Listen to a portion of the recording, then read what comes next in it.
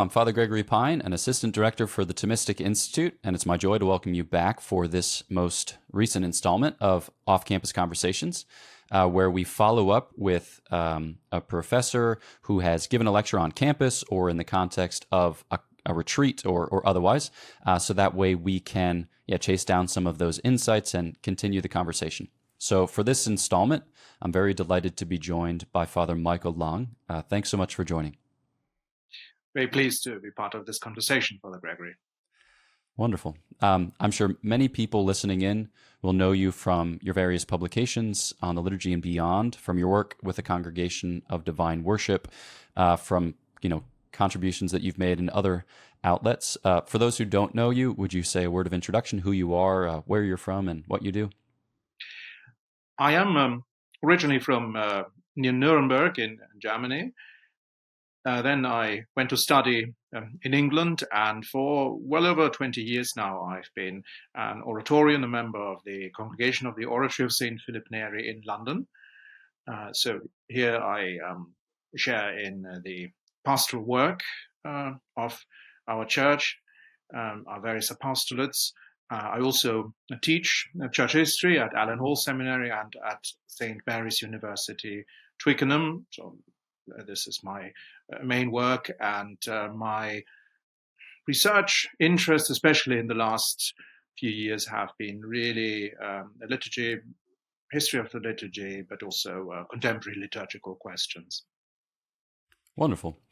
In the lecture that you gave, you focused on various aspects of Eucharistic life and devotion, thinking about, like whether one stands or kneels for the Eucharistic prayer, whether one receives on the hand or on the tongue, whether there be a tabernacle on the high altar, or, if the Blessed Sacrament is reserved in another place or in another situation. So various questions, all of which I think, maybe some people are made uncomfortable because it can be contentious, or because those types of conversations, depending on the setting, can be a bit fraught. But I thought that the way that you introduced them, very modestly, very humbly, and historically was a great onboarding point. So maybe as a way to begin this conversation, pursuant to that lecture, I thought it'd be fruitful to talk a bit about tradition, because it seems like tradition is at the heart of all of those questions. So maybe could you lead us into the theme? What do we mean by tradition as Catholics? How do we appreciate it in our lives? Well, tradition is a very big question. Tradition, in the sense of the apostolic tradition, is essential for our understanding of, revelation, how we receive revelation. It is one of the ways in which divine revelation is communicated to us through Scripture and tradition. So this tradition, which is sort of understood and lived and practiced in the church, is very important for how we approach the faith and live the faith.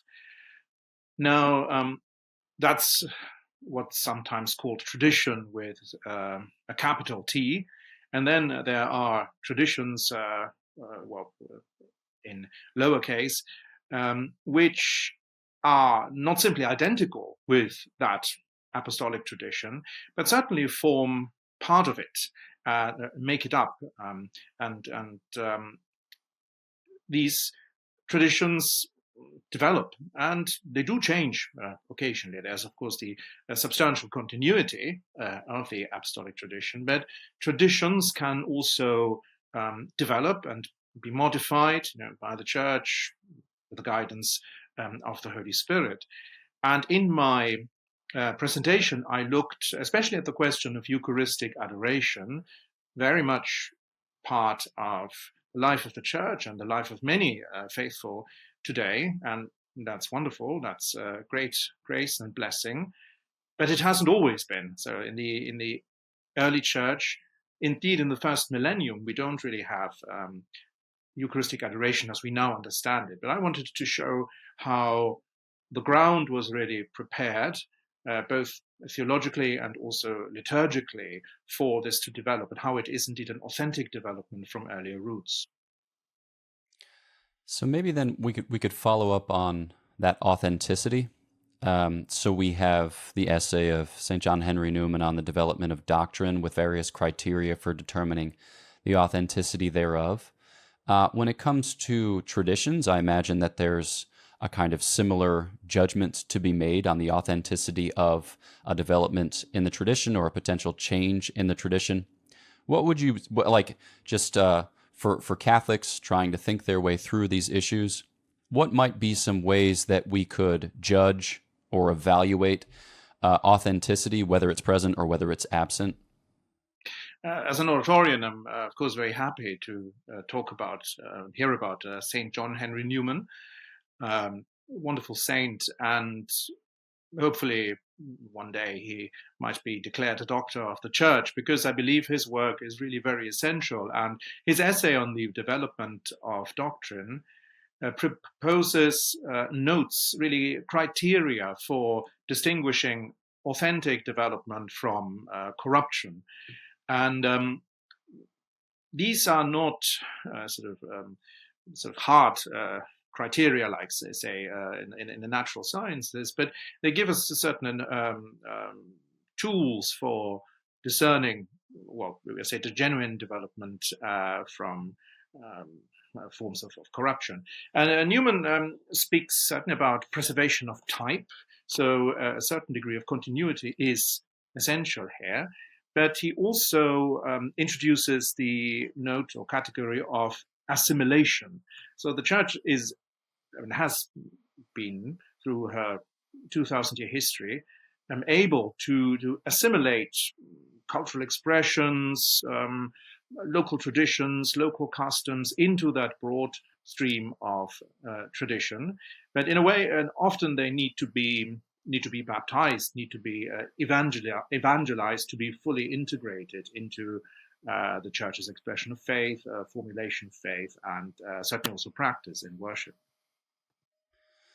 So then, it'll typically be the case when somebody explains the rationale or the motivation for a change that he or she will appeal to the tradition. But obviously, people are going to make different types of appeals to the tradition. So I'm thinking of the Second Vatican Council and the ways in which certain individuals were more of a ressourcement type mentality, that is to say, recover things from the past, whereas others were more of an aggiornamento type mentality, which is to say, kind of push on in towards the future with a kind of updating, a necessary updating that need be undertaken. I guess, with anything that we human beings lay hand to, there's a chance that that we do it poorly, that we do it selfishly. I think that, like one thing you were highlighting in your lecture was this choice among different aspects of the tradition. So, people who might say themselves to be recovering a traditional teaching would be hopping over other aspects of a traditional teaching or otherwise. We can see how this might look in different permutations. So maybe just kind of with a deeper appreciation for the complexity of it, what are further ways in which we can discipline our approach to the tradition without just judging according to our own whim or fancy, but kind of submitting ourselves to the tradition itself, permitting ourselves to be judged by the tradition? I don't know if you have thoughts on that theme. I would certainly be sympathetic towards a ressourcement approach. In fact, I grew up Protestant, Lutheran, and I became a Catholic during my studies in Oxford. And the early fathers of the Church were very important in that process. So sort of reading the fathers, becoming more familiar with just a theological perspective of the Church Fathers, which is so deeply Catholic. And hence, in a way, my approach is also that of ressourcement, the early Christian tradition. But I think one has to be careful not to omit everything that has happened in between. I mean, the fathers are obviously fundamental for our understanding of the faith and the Christian life.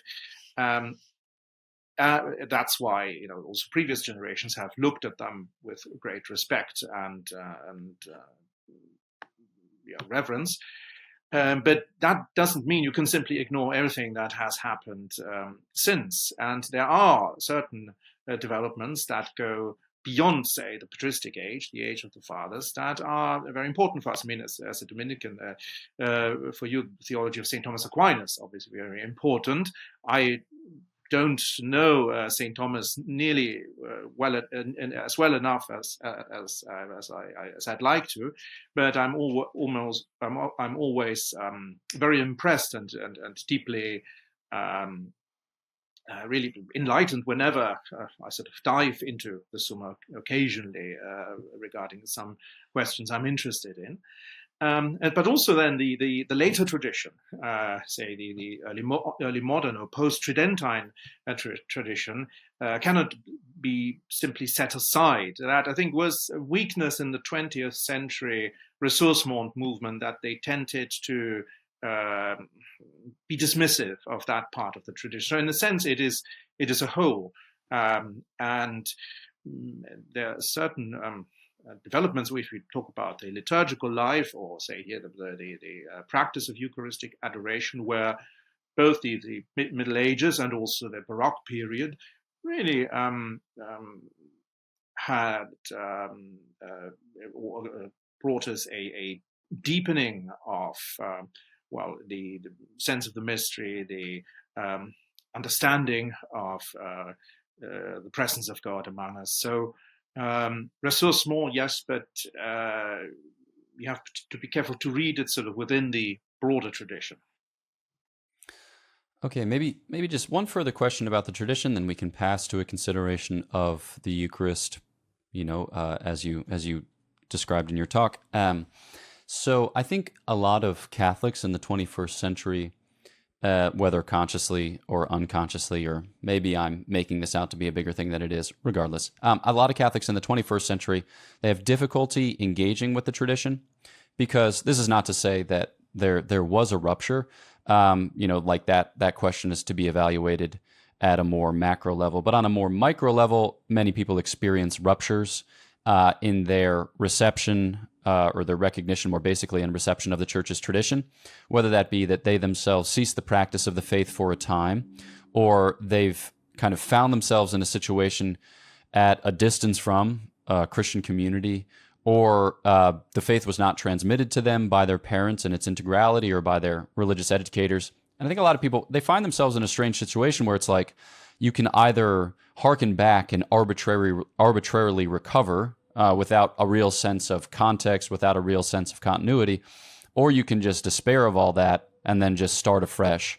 For the 21st century Catholic, what are ways of living in the tradition, learning to think with the mind of the Church and to love with the heart of the Church? I don't know if you have any counsel on that score. Well, in the first place, obviously we live our Catholic faith as part of a community, part of the Church where we go to, the parish we belong to, and that certainly, hopefully, will give us some guidance of how to live that faith. So we should always be aware that we're not doing it on our own, and we don't need to invent it all on our own, and we don't need to recover everything on our own if we've become somewhat disconnected. But the community of the Church is there really to guide and to support us. Practically speaking, of course, that can be more difficult than perhaps it sounds, and there certainly is in our day a lot on offer. For example, what we are doing here is on the internet, and that is good. That is great. You have so much now on your at your disposal, where you can nourish your faith. You can follow courses on the Church Father, St. Thomas Aquinas, and the liturgical tradition. But I think it's important that you have some sort of context, some real life context in which you are doing that, and you have a good community. Either ideally, I know that's cannot always be the case, but ideally a good strong parish, but perhaps attach yourself to a religious order, a movement where you really have a lively sense of the faith. I think that's also needed in at least as our context here, London, where there are not so many Catholics, where the general atmosphere, especially among younger people, is often very secular, where there's even hostility towards religion. So it's important to connect with others and find that you're not the only one, and but there are actually others who share your faith, and where you can offer support and also receive support in living the faith. Wonderful. Okay, and one of the resources that one finds in big cities and beyond is Eucharistic adoration. I suppose to call it a resource seems crass, insufficient appreciation for the mystery itself. But you introduced the theme in your lecture in light of a kind of 20th century controversy where there was some concern that Eucharistic adoration places a false emphasis on looking at the Eucharist rather than receiving the Eucharist. So we have this understanding, this teaching that the ecclesial fruit of the Eucharist is just the unity of the mystical body, that whereas in the ordinary course, when we eat something, it becomes us, but whereas, with the Eucharist, when we eat it, we become our Lord Jesus Christ, head and members, the one worshiping Christ. And so there's this emphasis on the part of some in partaking, frequency of communion, not being overly scrupulous about those things that might keep you from receiving communion, and not so much on the devotional, kind of adoration piece. So what are some ways to wend our way through this, seeming controversy, or this Scylla and Charybdis of too much on the one hand or too little on the other hand? How can we think it through? There was indeed quite a lot of criticism of Eucharistic adoration in about the middle of the 20th century. In those days, Eucharistic adoration was, I should say, very common in most, if not virtually all Catholic parishes. You had that very, very regularly, and many people participated in it. At the same time, certainly before the movement towards more frequent communion launched by Pope St. Pius X really took on, communion was quite a rare event in the life of most Catholics. Those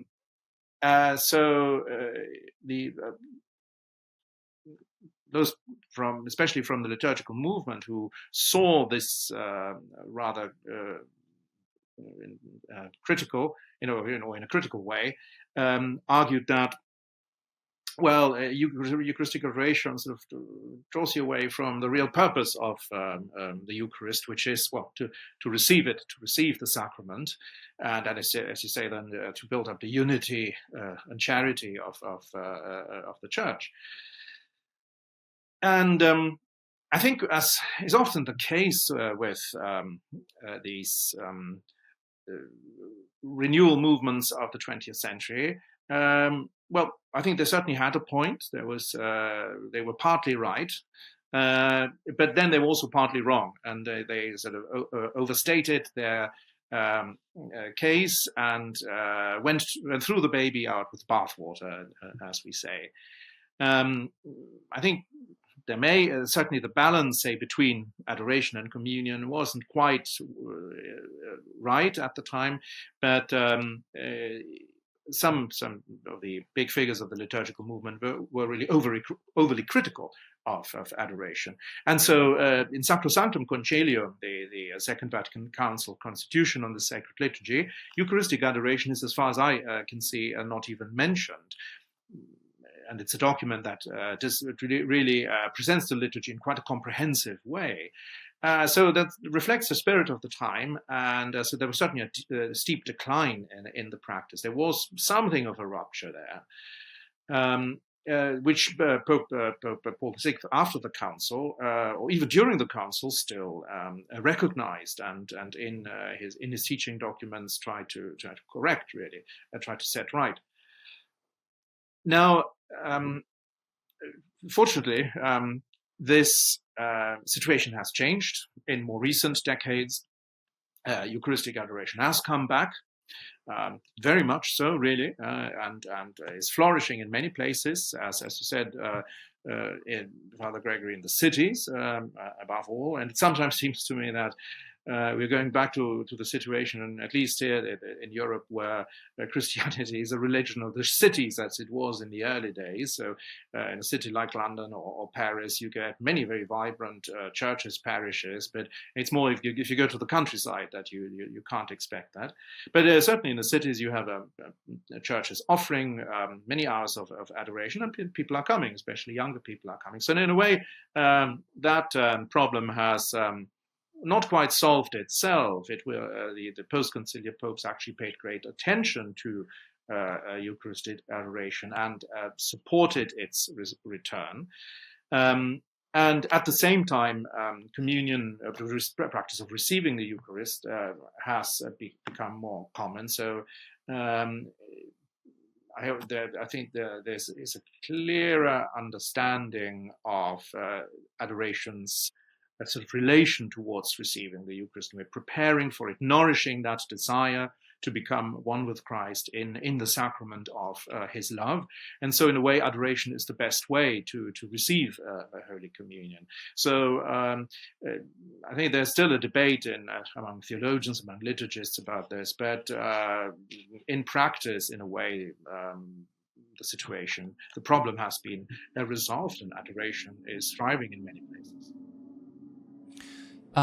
Perhaps like one of the difficulties for those who don't appreciate the practice of Eucharistic adoration is that like the mode of engagement is less clear. Insofar as, when you partake of Holy Communion, sacramentally and spiritually, you eat it, and the act of assimilation is straightforwardly sensate, tangible. Whereas exactly what transpires in the act whereby one gazes on the Blessed Sacrament, I suppose, is less clear. Many of us will quote that line from St. Jean Vianney's parishioner who says, I look at him and he looks at me. I don't know if you've, thought or written much on the act of intelligence or of affection which transpires between the Christian and his or her God in Eucharistic adoration, but yeah, if you have some insights there, ways to help us appreciate better what it is that takes place or what it is that transpires in Eucharistic adoration. I certainly haven't written anything about this, but it would be, I think, an important topic to explore. In a way, it's a school of mental prayer, of silent prayer, and that line from St. John Vianney is a wonderful one. That's a really great way of explaining what mental prayer is about. So just being in the presence of Christ in a very unique way, in the way he chose to be present in the sacrament. And adoration, of course, can have different forms. You can have some sort of guided holy hour. You offer prayers, you say a litany, you sing a hymn, say the rosary. Why not? The liturgists are somewhat critical of this, because you address the prayer to Our Lady, of course. But in a way, you approach Christ through His Blessed Mother. I mean, but then there are I think the very precious moments of silent adoration, where we can develop that mental prayer, that raising really of the heart and mind to God without sort of saying prayers. One blessed, I'm sure he will be a saint very soon, I've really become quite fascinated with is Blessed Carlo Acutis. I mentioned him in my talk. He was actually born in London and baptized in the parish that is next to our church. And he really was something like, well, perhaps a natural mystic, a boy growing up in a very much non-practicing Catholic family who developed an incredibly deep faith. And he died at the age of 15, a very aggressive form of cancer, and really was ready to hand his life back to God. And young man, a boy of incredible, so practical charity, as many people testified after his death. And for him, adoration was something very essential. He went to adoration, even as a boy, as often as he could.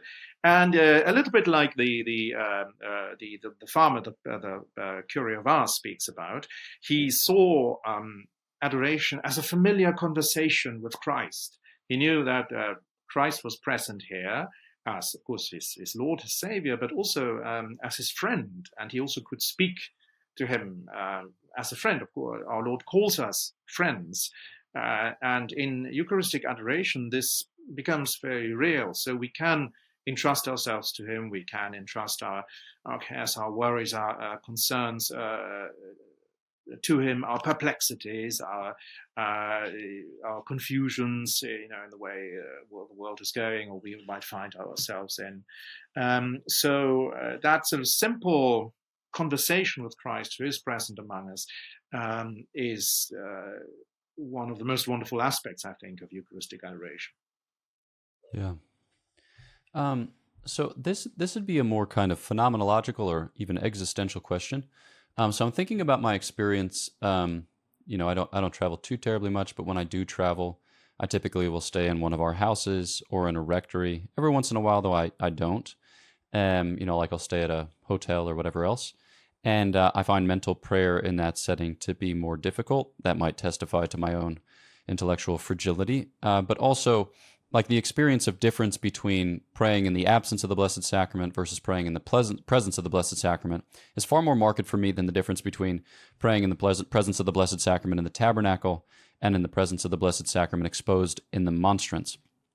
And I suppose, like, adoration, would we call, prayer before the Blessed Sacrament in the tabernacle adoration? And then, I don't know, of your knowledge of the history of the development of the practice of Eucharistic adoration, at what point does the ostensory, or what do we call it, the monstrance, come into wider use? And are there particular notes of Eucharistic adoration or of Eucharistic devotion which are accentuated or which are highlighted by this kind of move towards the more evident, the more visible?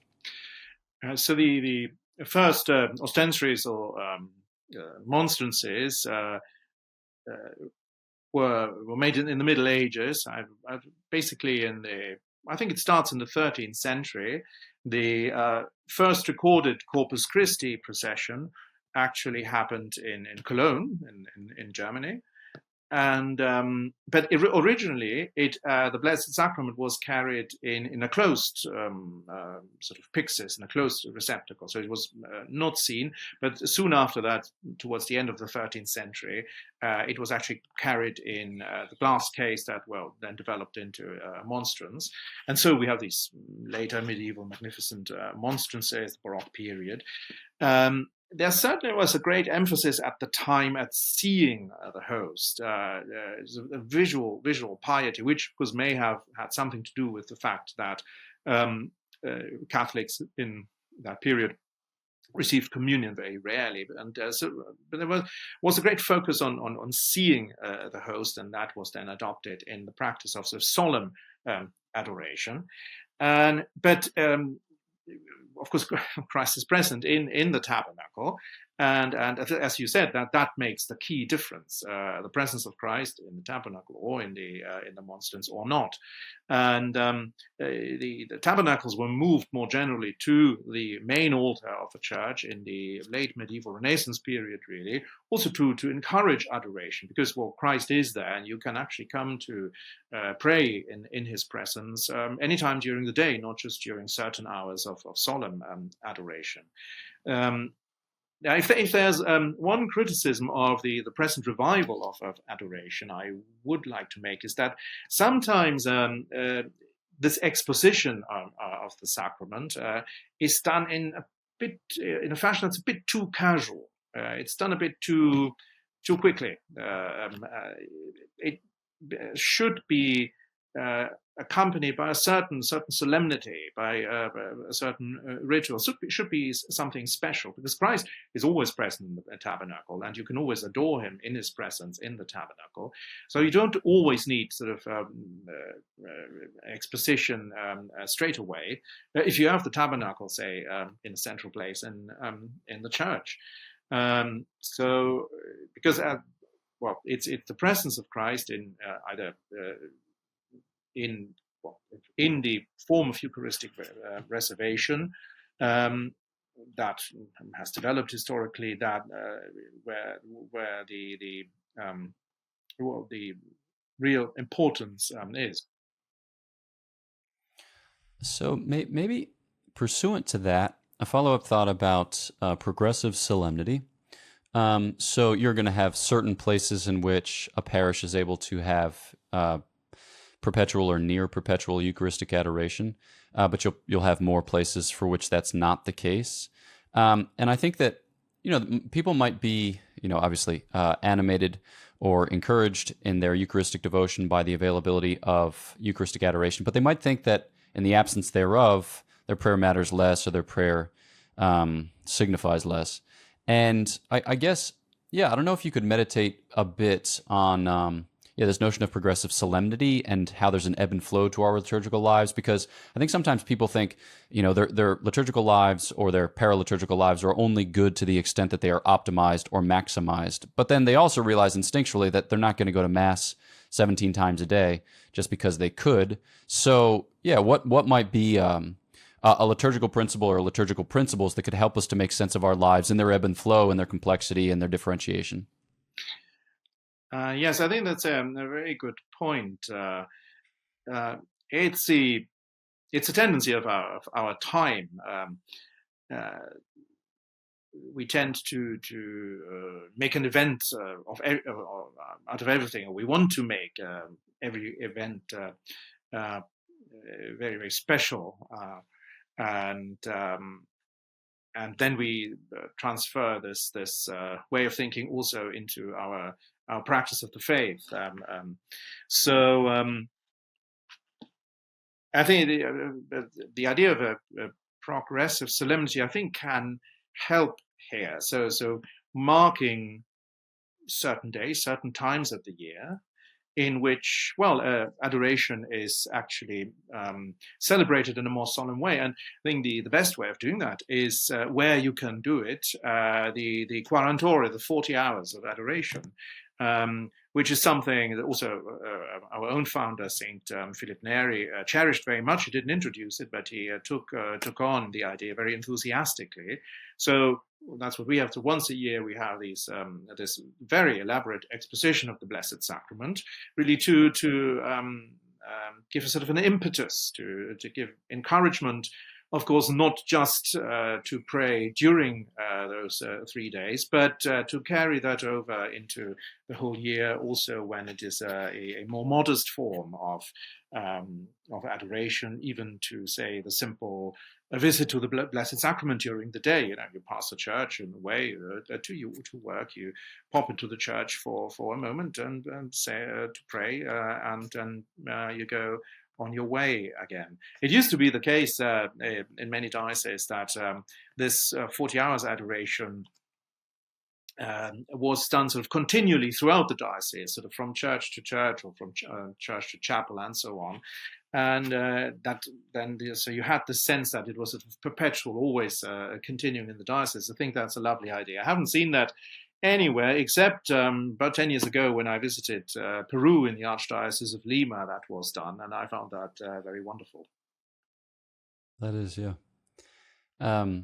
It's the idea that you mentioned, not the idea, the practice that you mentioned of making a visit is something that struck me very much in reading a Graham Greene novel, The End of the Affair, and the female protagonist, Sarah Miles, is kind of drawn into a church and then finds herself, gravitating to it with greater frequency, and then she finds, whatever's transpiring there takes hold of her life and changes her life. And it's fascinating. Yeah, I mean, some people will observe this kind of evolution where you feel a certain warmth or a certain safety in a church, almost like it's a place where, God's present, but he's content to leave you alone for a time.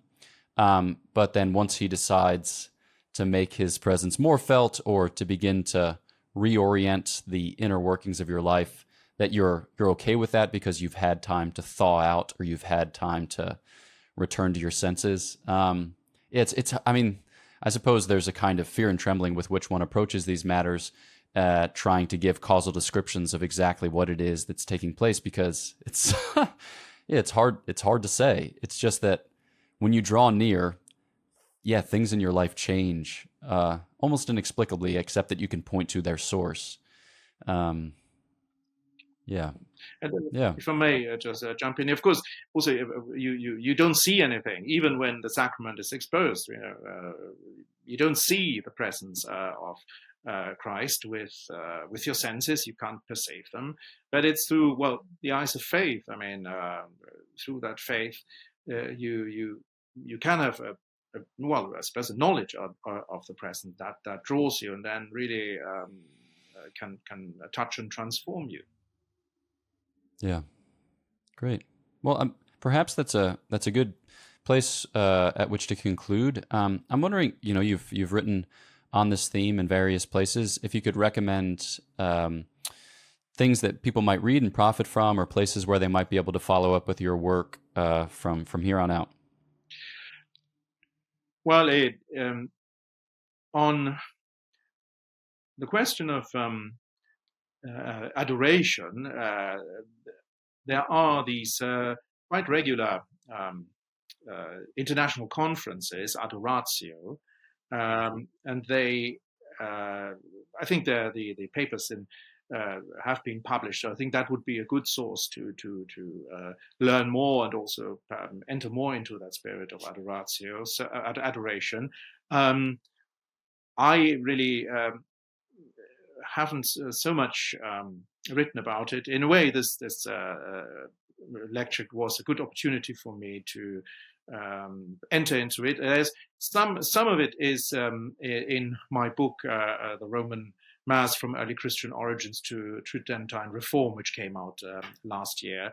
So in the wider context, really, of the evolution of the rite of the Mass. So these aspects come up in the book, but only sort of in various places. So. Wonderful. I've seen a couple of books, from the mid-20th century about the Roman Rite. What would it be? Jungmann, is that the kind of big one? Jungmann would be the big one, yes, and still in many ways standard. His knowledge of the sources, his command of these sources, but I think some of his assumptions need to be questioned, and that's what I try to do in my works, of question some of his assumptions and also integrate some of the more recent research, because it's been more than half a century since Jungmann had the last edition of his great work. So I thought it was time for a new approach. Wonderful. Yeah, that's a service too, because various books that one might read on the liturgy, they approach it from a certain vantage, or they address a certain issue. I'm thinking of like Wellsprings of Worship by Jean Corbon, or The Spirit of the Liturgy by both Guardini and then, Ratzinger. But yeah, the attempt to give something more comprehensive and historical is a great service. So thanks for writing that. And thanks for this conversation. So for making the time and taking the time, I appreciate it, and I'm sure our listeners appreciate it as well.